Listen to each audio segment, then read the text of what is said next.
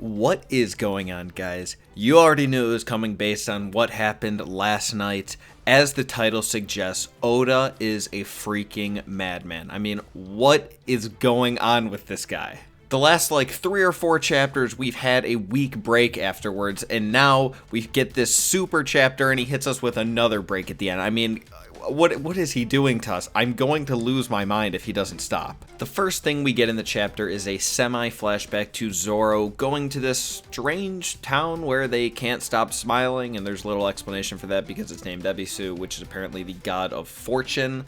I mean, it was alright. Nothing particularly important happened. I have reason to believe that this is just going to be for a lot of build-up for something. Oda doesn't tend to just have his characters go on adventures that don't mean anything. This isn't Sword Art Online or something, so I'm sure that will be important later. I'm excited to see where Oda goes with that. As per usual with Oda having important things happen in the story, Big Mom and a lot of members of her crew, including Smoothie and Perospero, show up out of absolutely nowhere and apparently are more than capable of getting up the waterfall.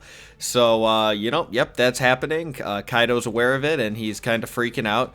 I guess, two Yonkos going at it is just not really a big deal anymore. We just insert it in the middle of a chapter where it might not even be the most important thing that happened. Fuck. That might not actually be happening, though, at this point, considering even though Big Mom and half her crew had no problem really getting up this waterfall, once they got to the top, King, who is apparently a Pteranodon, comes out of nowhere and just launches their ship back off the waterfall, and yeah, it's I guess that's all over. I guess they're not getting into Wano.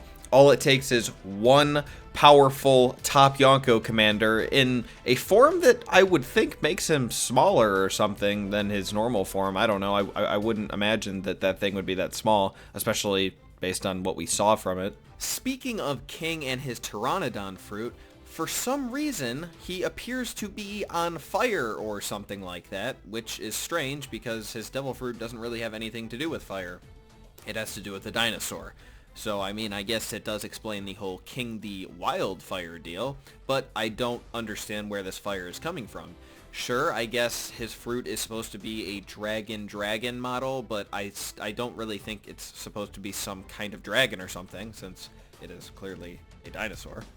But he's on fire, guys. Like, I don't really know what's happening. I'm thinking maybe it's just some kind of engineering, like maybe Queen was involved with this or something, but at this point it's very strange, but very cool, because if he isn't going to be a mythical zone, then I'm happy that he's going to be a dinosaur that also is on fire for some reason. It's very cool, so I'm more than happy to see that. Which then does make me have to bring up Queen, because I had a lot of predictions of how I thought King and Queen would probably both be mythical zones, or maybe King would be a mythical and Queen would be an ancient zone or something like that.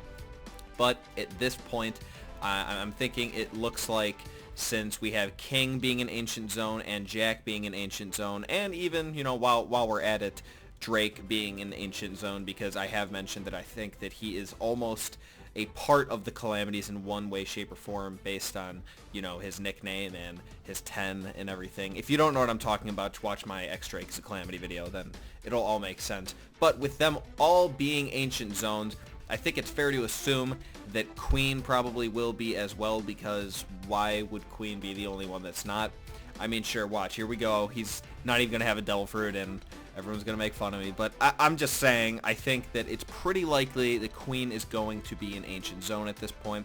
So we got a lot of different ideas of what that could be. I personally would like to see some kind of like saber-toothed tiger or something, but I don't know. We will have to wait on that one. Another thing that is pretty interesting that seems to have been overlooked a lot because it was so awesome when King comes out of nowhere and he just knocks the Big Mom pirates back, is that Big Mom is apparently underwater right now, and of course she's a devil fruit user, so she can't swim.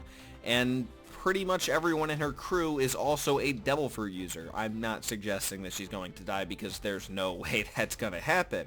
But, I mean, what is going to happen here, right? She's underwater, and I don't think anyone on her crew can really save her. I mean, even if there is a non-devil fruit user, is this person going to be so powerful that they can actually lift Big Mom, who's a dead weight, out of the water?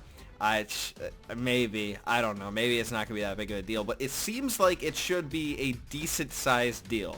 So, we'll just have to see on that one. And lastly, we do get some action with Page 1 and Sanji. I mean, they don't really fight. Sanji just gets one big kick in. But the real crazy thing, of course, possibly, I would say, potentially the most important thing that happened in this chapter, really depends on what happens next, is in the final panel, Sanji is holding his raid suit's container thing. And I don't know what the hell is going on. I mean, really, it seems like a lot of people are just jumping to the assumption that he's about to bust this thing out, which is pretty fair. I mean, why else would he be holding it? But I don't know. I really have a hard time that this would be the way it happens. I mean, the last time that he referenced this raid suit, he made it very clear that he had no interest. In fact, he was strongly against ever using this raid suit. And there was no real development or anything that he's had in Wano as far as we've seen. So I don't know how he could just come out of nowhere and be like, alright, it's raid suit time, let's go. It doesn't really make sense at all from a storytelling standpoint, so I'm thinking there might be something else going on here. I probably would prefer that he does use the raid suit because it would just be so legendary. The only thing is, it probably wouldn't be that awesome because I think he could kind of easily defeat this opponent without using the raid suit, so I don't know, maybe he sees this as an opportunity just to give it a test drive since he's never used it as far as we know. I don't really know, but I'm excited. I'm hoping that next chapter is going to be the one where we get to see that.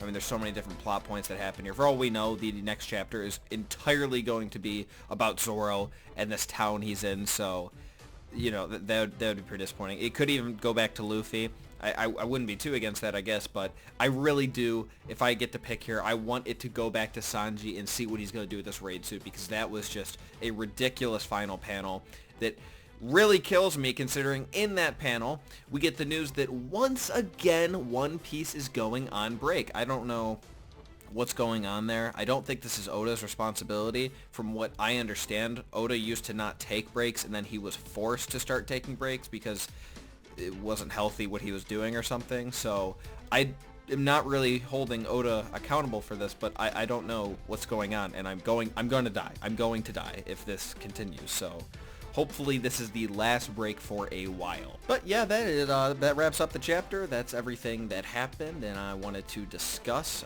I think it goes without saying that that was by far the best chapter of the entire year.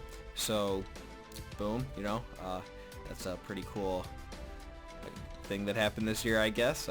Hopefully the next chapter will be just as good. If you enjoyed this video, remember to give it a thumbs up and subscribe if you haven't already. Remember to leave me a comment letting me know what you thought about this video. You guys generally enjoy these videos where I just kind of run through everything that happened in bigger chapters and talk about what I think about those points.